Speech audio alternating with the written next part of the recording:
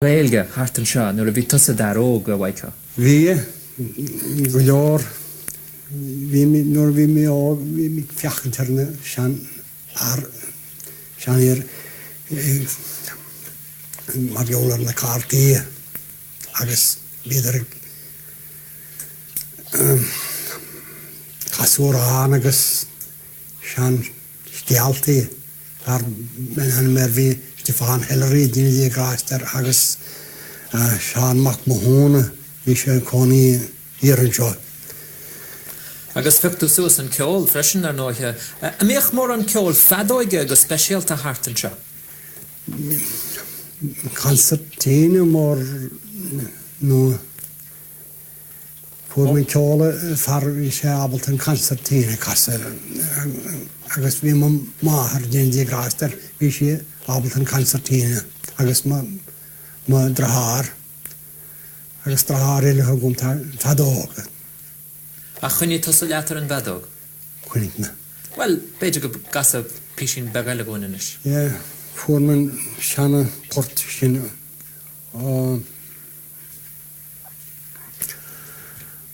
seanna arbhí so fadó ní háá donachú dín hanna mé bhíar hí órán deasta gin farsin.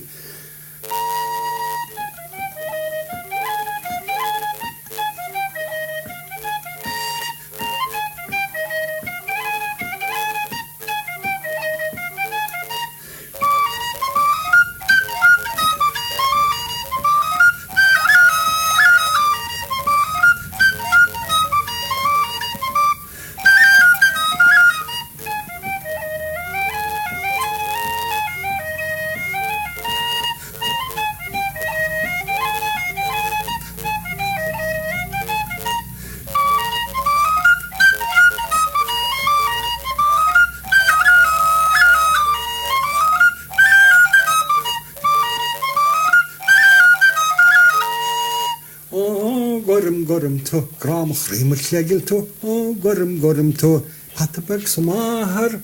I wish I had the yellow cow, I wish I had the yellow cow and Johnny from his father. Rodberg Marchin. You seem to have words for most of your tunes, which is quite unusual. Was there a kind of a special relationship there between the songs and the tunes in this area? Well, I suppose I just practiced that a bit, you see.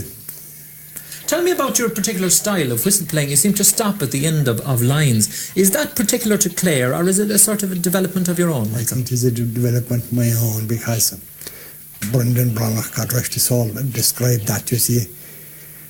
I couldn't explain to you what he said about it, but there's a quick stop or something.